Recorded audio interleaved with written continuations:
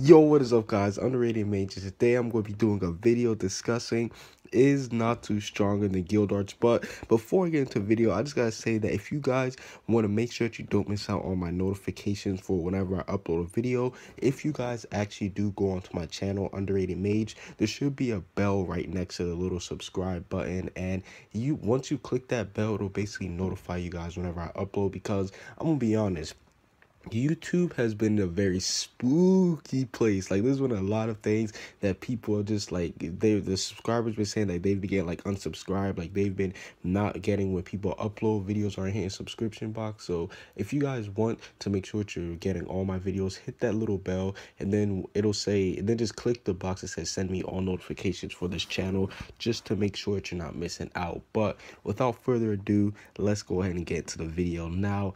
This has been a question that has been that people have been asking ever since the time skip that recently just happened. Is Natsu stronger than Gildarts? Now, there's been a lot of people that's just saying Natsu, he's finally done it. He has finally surpassed Gildarts, his former master, his teacher. He's finally above him. And then there's people saying stuff like, no, Gildarts still is above Natsu. There's no way that Natsu is close to him. And then there's even people in the middle that say that they're equal, like they're equal in terms of power, and that Natsu has caught up, and that if they did fight, it could go either way. But today I'm going to give you guys my thoughts on who I think is stronger. Now, for starters, let's look at what Natsu and Gildarts have gone through. Now, we know that as a kid, Gildarts, he was basically like a father figure to Natsu. And what do I mean by that? Well, basically, he was always there with Natsu as a kid. We know that he was basically there to like teach him like the basics of fighting, like not how to like, it's not like he trained him like from the start, because we know that Igneel, he did play a major role in training Natsu, but Gildarts was also there to help Natsu out with this training. We know that they used to spar a little bit back in the day, and he also was there with Natsu and Lisanda too. So that's also another reason why I see Gildarts as one of Natsu's father figures within the series. And as far as Gildarts go, after he disappeared, we don't know what Gildarts has been doing, because after he was with like the Fairy Tail members while they're kids, he kind of just like left and did his own thing. We don't know what he was doing, but we do know somewhere around that time he actually did go and fight Acnologia. So you can tell that Gildarts, he was kind of confident in his own strength to go ahead and take the mission of the 100-year quest. So that's one thing you can say about Gildarts. He was confident in his own strength to take on Acnologia, but in the end, we know how that went down. He didn't really do too good. So we know that Gildarts, he still is far behind one of the strongest character, hell, the strongest character, Acnologia. Now, when it comes to Natsu and Gildarts, their first fight, it was an embarrassment. Like, you can't even call it a fight. I don't even want to call it a fight. But the first little scrimmage that they had, Natsu got embarrassed. Like, he just ran up to Gildarts, and Gildarts just tossed him. Now, I'm pretty sure that this was used as a gag, and it was also used to be serious, because we know that during that moment, like, Natsu, he was just like banged up and everything, or he wasn't really banged up, but like Gildarts had just returned to the guild. Natsu's like, yeah, let's fight, and the Gildarts just ends up tossing him. I'm pretty sure that was done for comedic purposes, but at the same time, I see that similar to the Laxus situation. Like, remember when Natsu, when he just got done like fighting Laxus, he was like, let's fight, and then Laxus just ended up like knocking him down. He was like, get out of here, you're fodder, get out my face.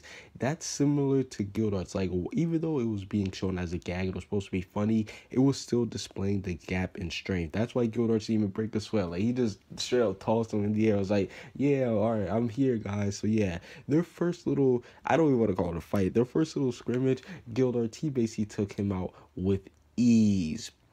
And then we move on to the Natsu and Gildarts at Tenro Island. This one was actually pretty good, because this one was more of a fight. Yes, Natsu didn't just get tossed aside. He didn't just get beat down.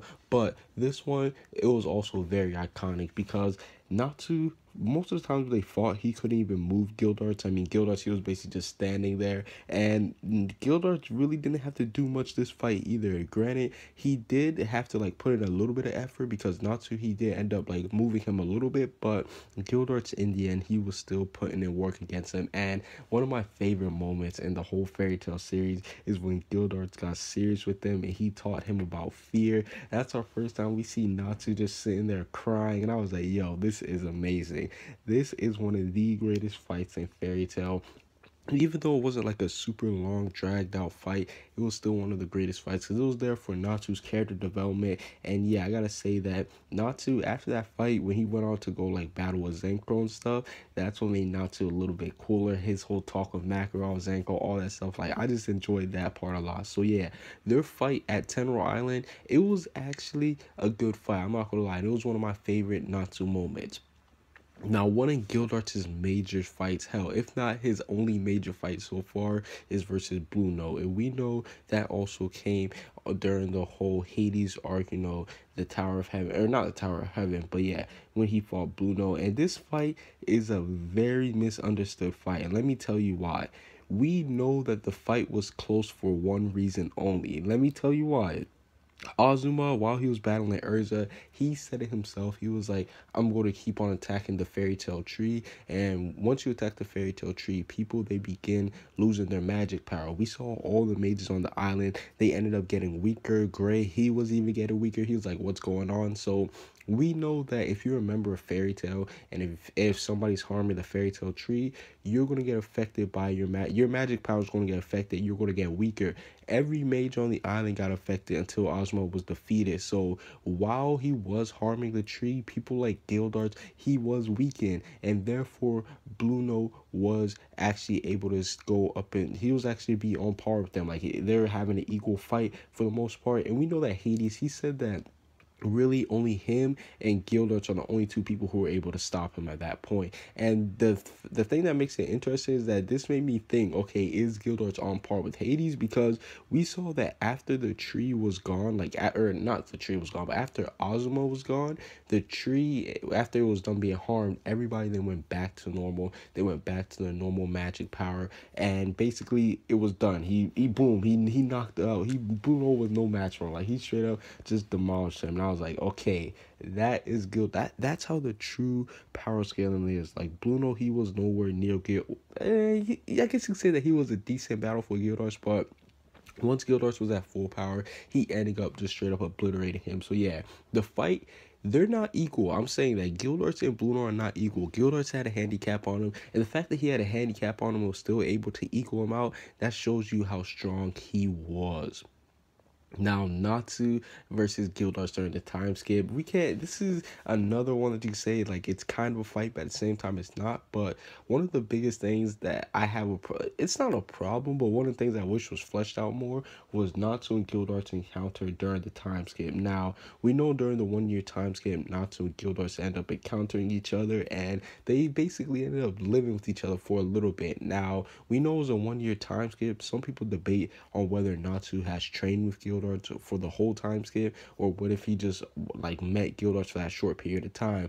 Me personally, I'm kind of in the middle. Like on one hand, I can see Natsu actually training with Gildarts for that whole year, but on the second hand, I can see Natsu actually like only staying there for maybe a couple months, if not a couple weeks, and then end up leaving. I don't know. It's really a toss up what you think happened, like how long he stayed with Gildarts, but we saw with the little fight, Natsu was actually able to push back Gildarts easily that time. Like that was one of the biggest accomplishments. And even though they still weren't like the fight, it got interrupted by the little monster thing. We saw that Natsu, he wasn't like he was doing good against Gildarts. You gotta give him some credit. So yeah, Natsu versus Gildarts during the time skip, that was something that was very cool.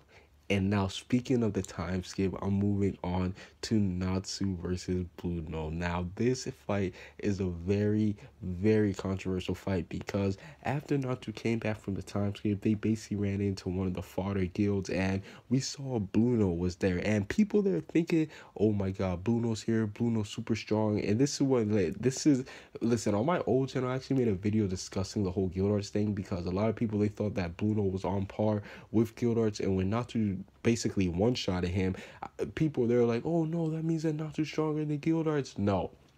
Me personally, I don't really have a problem with Natsu one-shot and Blue Note because Blue Note at the time, he was all the way back on Temeral Island. Natsu, he's gone through so much, like through the Tartarus arc, the Avatar arc. Like he just came back from a time skip of training. Natsu has been training. We don't know if Blue Note was training or not. It's not been confirmed if he was training or not. He was the leader, or he wasn't even the leader. Well, he was kind of like, he was high ranking in a fodder guild. Like, you can't, we don't know what Bruno was doing. Meanwhile, Natsu was training and getting stronger. So I don't really have a problem with them one-shotting Bruno. And like I said before, Gildarts and Bruno, they were not on par with each other, and we know that once Gildarts basically got his strength back, he was able to one-shot Bruno. So that's kind of like, we know that Natsu and Gildarts are both able to one-shot Bruno, but the thing about that is, even if Natsu did one-shot Bruno, well, not even if, we know that Natsu one-shotted Bruno, so we can at least say that he's on par with Gildarts pre-time skip. Now, when it comes to Gildarts during the Alvarez Empire arc, this is a little bit of a spoiler, but hell, if you guys heard it, the Bruno part, you might as well just stick through. But during the Alvarez Empire arc, we finally see Gildarts reappear. Now, I'm not gonna lie, he hasn't done anything too exciting. He hasn't done anything wild or crazy yet, but we know that he's gonna have one of the biggest fights in this arc, whether it be against August or whether it be against somebody else. But we know that Gildarts, he's gonna have a huge role in this fight, and I cannot wait to see what Gildarts is gonna do. Now, the moment that you all been waiting for, Gildarts versus Natsu, who do I think is stronger? Drum roll.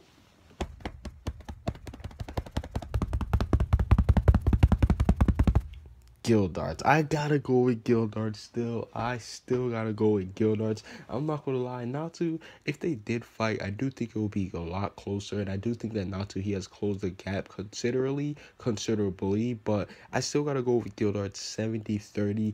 Because Gildarts, we saw during this arc when everybody was down, like they were so excited to see Gildarts, and we know how strong Gildarts is. Me personally, even though he's a wanderer, I still do think that Gildarts does stay in shape, because at the end of the day, he is a fairy tale wizard, and he knows that he has to protect people of fairy tale. So yeah, me personally, I gotta go with Gildarts. Who do you guys think is stronger, Natsu or Gildarts? Comment what you guys see down below. Subscribe if you haven't. Peace out.